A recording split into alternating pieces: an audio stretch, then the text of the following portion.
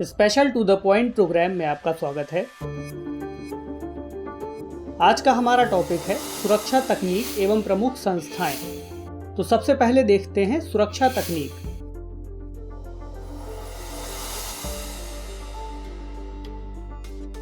Comprehensive integrated border management system यानी CIBMS।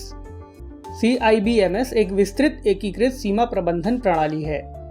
इसके अंतर्गत अवैध घुसपैठ, तस्करी, सीमा पार आतंकवाद तथा अपराधों का पता लगाना और इस पर नियंत्रण करना शामिल है। CIBMS में अत्याधुनिक निगरानी तकनीकों के द्वारा सीमा पर तैनाती की जाती है। इसके तहत शामिल तकनीकें हैं थर्मल इमेजर्स, इंफ्रारेड और लेजर आधारित इंट्रूडर अलार्म, हवाई निगरानी के लिए एरोस्टेट्स, बाहरी बाधाओं को रोकने के लिए ग्राउंड सेंसर और रडार तकनीक, नदियों की सीमाओं पर निगरानी हेतु सोनार सिस्टम, निगरानी उपकरणों से रियल टाइम डेटा प्राप्त करने के लिए एक फाइबर ऑप्टिक सेंसर और एक कमांड व कंट्रोल सिस्टम। भारत पाकिस्तान और भारत बांग्लादेश सीमा पर CIBMS परियोजना के कार्यान्वयन से सीमा सुरक्षा बल यानी BSF की क्षमताओं में वृद्धि होगी। देखते हैं CIBMS के लिए कुल रोल आउट योजना। जम्मू और असम में स्टेज 1 पायलट परियोजनाएं पूरी हो गई हैं। पायलट आधार पर इस परियोजना का चरण 1 पूरा हो गया है। स्टेज 2 और 3 मुख्यतः निम्नलिखित क्षेत्रों को लक्षित करेंगे: नदी डेल्टा और मुहाना क्षेत्र, जलयुक्त और दलदली क्षेत्र, क्रीक क्षेत्र, घने कोहरे की आशंका वाले मैदानी क्षेत्र, सीमा पर घनी आबादी वाले क्षेत्र, पहाड़ी क्षेत्र, उष्णकटिबंधीय वन क्षेत्र और रेगिस्तान क्षेत्र। अब देखते हैं ड्रोन तकनीक और इसका विनियमन। ड्रोन एक प्रौद्योगिकी प्लेटफॉर्म है जिसमें फोटोग्राफी से लेकर कृषि, बुनियादी ढांचे के रखरखाव और सीमा सुरक्षा तक के व्यापक अनुप्रयोग शामिल हैं। ड्रोन आकार में बहुत छोटे होते हैं जो कई किलोग्राम वजनी पेलोड ले जा सकते हैं। भारत में नागरिक उड्डयन मंत्रालय एक विश्व स्तरीय ड्रोन सिस्टम स्थापित करने के लिए काम कर रहा है। इससे उपयुक्त सुरक्षा उपायों और विभिन्न ड्रोन प्रौद्योगिकियों के व्यावसायिक अनुप्रयोग की अनुमति मिल सकेगी। ड्रोनों के पंजीकरण और संचालन के लिए भारत ने एक पूर्ण डिजिटल प्रक्रिया तैयार की है, जिसके तहत एक मोबाइल ऐप का विकास किया गया है। डिजिटल स्काई प्लेटफॉर्म अपनी तरह का पहला राष्ट्रीय मानव रहित यातायात प्रबंधन यानी UTM प्लेटफॉर्म है। यह platform no permission no take off यानी NPNT नियम को लागू करता है।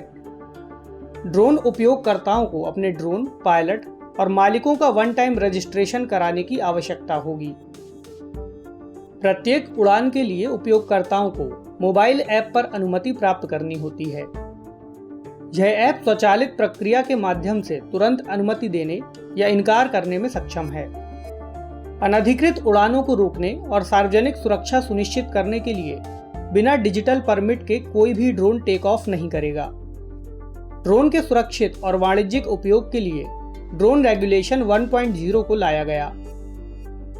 इसका उद्देश्य केवल दिन में देखने लायक दूरी तक यानी visible line of vision day only और अधिकतम 400 फीट ऊंचाई तक ड्रोन के संचालन को अनुमति देना है। एयर स्पेस का विभाजन रेड जोन जिसमें अनुमति नहीं है, येलो जोन जिसमें नियंत्रित हवाई क्षेत्र में अनुमति है और ग्रीन जोन में स्वतः अनुमति के रूप में किया गया है। ड्रोन टास्क फोर्स द्वारा ड्रोन विनियमन 2.0 के लिए मसौदा तैयार किया गया है, जिसमें निम्नलिखित मुद्दों की जांच की जाएगी: ड्रोन हार्डवेयर और सॉफ्टवेयर के सुरक्षित और नियंत्रित संचालन का प्रमाणन, वायु अंतरिक्ष प्रबंधन वैश्विक मानकों की स्थापना में योगदान, सिविल एविएशन रिक्वायरमेंट यानी CAR में सुधार। अब देखते हैं ड्रोन विनियम 1.0 की मुख्य विशेषताएं। दूरस्थ पायलट विमान प्रणाली के नागरिक उपयोग के लिए अंतिम विनियम की अधिसूचना के अनुसार नागरिक उड्डयन महानिदेशालय ने रिमोटली पायलटेड एयरक्राफ्ट सिस्टम यानी RPAS के नागरिक उपयोग के लिए सिविल एविएशन रिक्वायरमेंट्स जारी किए हैं। नियमन के अनुसार RPAS की 5 श्रेणियां हैं: नैनो, माइक्रो, स्मॉल, मीडियम और लार्ज। परिचालन आवश्यकताएं: नैनो ड्रोन्स को छोड़कर बाकी सभी RPAS के रेगुलेशन के लिए विशिष्ट पहचान संख्या यानी UIN जारी की जाती है। मानव रहित aircraft operator permit RPAS operators के लिए जरूरी होगा। हालांकि निम्नलिखित मामलों में इस परमिट की आवश्यकता नहीं है। ये इस प्रकार हैं। अनियंत्रित हवाई क्षेत्र में नैनो ड्रोन का संचालन 50 फीट से नीचे हो। अनियंत्रित हवाई क्षेत्र में 200 फीट से नीचे माइक्रो ड्रोन संचालित होगा, लेकिन 24 घंटे पहले स्थानीय पुलिस को सूचित करना होगा। राष्ट्रीय तकनीक अनुसंधान संगठन यानी NTRO, एविएशन रिसर्च सेंटर और सेंट्रल इंटेलिजेंस एजेंसियों के द्वारा संचालित ड्रोन। नो ड्रोन जोन की बात करते हैं। विनियमन हवाई अड्डों के आसपास, अंतर्राष्ट्रीय सीमा के पास, दिल्ली में विजय चौक, राज्य राजधानियों में राज्य सचिवालय परिसर, रणनीतिक स्थान, महत्वपूर्ण और सैन्य प्रतिष्ठान आदि। डिजिटल प्लेटफॉर्म के माध्यम से संचालन। डिजिटल स्काई प्लेटफॉर्म के माध्यम से RPAS का संचालन होगा। RPAS operation no permit no take off यानी NPNT पर आधारित होगा। इस प्लेटफॉर्म में 3 जोन रेड, येलो, ग्रीन को इंगित कर इनके बारे में सभी जानकारियां उपलब्ध हैं। इन नियमों के उल्लंघन पर दंड को देखते हैं।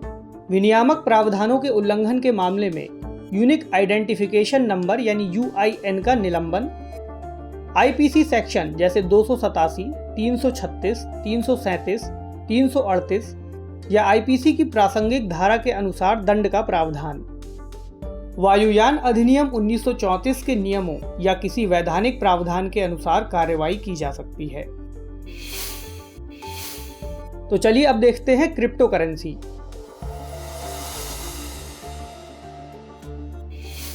क्रिप्टो करेंसी एक डिजिटल या आभासी मुद्रा है जिसे क्रिप्टोग्राफी द्वारा सुरक्षित किया जाता है।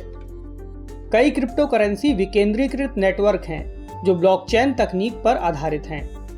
क्रिप्टो करेंसी की एक विशेषता यह है कि इन्हें किसी भी केंद्रीय प्राधिकरण द्वारा जारी नहीं किया जाता है, जो उन्हें सरकारी हस्तक्षेप या हेरफेर के मामले में सैद्धांतिक रूप से प्रतिरक्षा प्रदान करता है।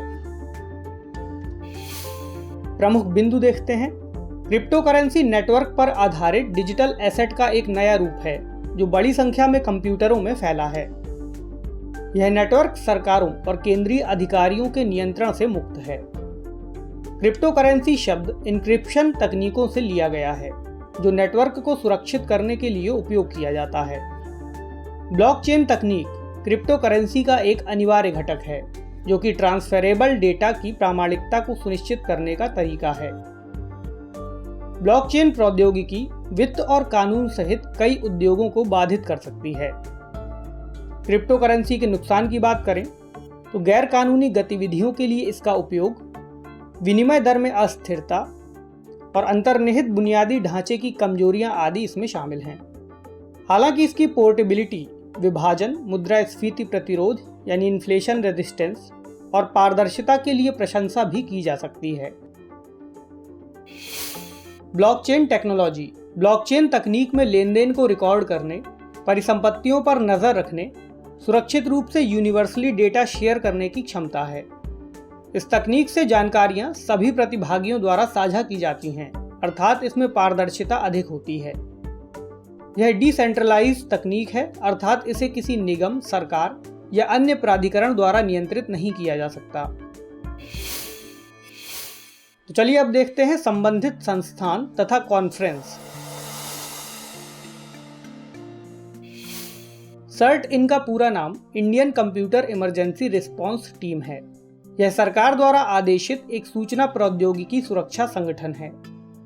इसका गठन वर्ष 2004 में भारतीय सूचना प्रौद्योगिकी विभाग द्वारा किया गया था।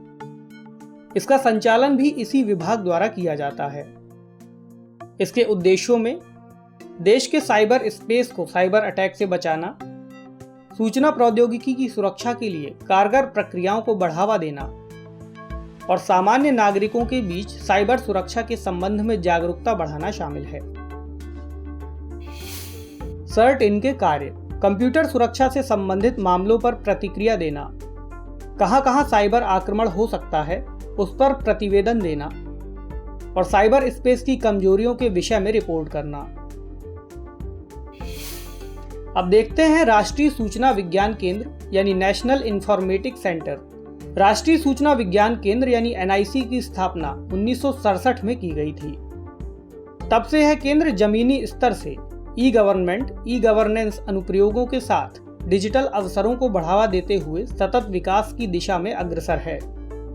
NIC सूचना एवं संचार प्रौद्योगिकी यानी ICT नेटवर्क NIC NET के माध्यम से केंद्र सरकार के सभी मंत्रालयों या विभागों, राज्य सरकारों, संघ शासित प्रदेशों और भारत के जिला प्रशासनों के साथ संस्थागत रूप से जुड़ा हुआ है। इसके कार्यों की बात करें तो केंद्र सरकार के मंत्रालयों या विभागों, राज्यों, जिलों और ब्लॉक स्तरों पर ई-गवर्नमेंट या ई-गवर्नेंस अनुप्रयोगों को क्रियान्वित करना, लोगों के लिए सरकारी सेवाओं में सुधार एवं व्यापक पारदर्शिता लाना, विकेंद्रीकृत योजना और प्रबंधन को बढ़ावा देना, बेहतर दक्षता तथा जवाबदेहिता के साथ कार्य करने की क्षमता बढ़ाना शामिल है। प्रमुख गतिविधियां देखते हैं। ICT इंफ्रास्ट्रक्चर की स्थापना, राष्ट्रीय और राज्य स्तर के ई-गवर्नेंस परियोजनाओं या उत्पादों का कार्यान्वयन, सरकारी विभागों को परामर्श, अनुसंधान एवं विकास और क्षमता निर्माण। अब देखते हैं I4C 2020। I4C 2020 का पूरा नाम international conference on computing, communication and control 2020 है। I4C 2020 सम्मेलन institute for engineering research and publication यानी IFERP के सहयोग से 28 और 29 फरवरी 2020 को चेन्नई में आयोजित किया गया।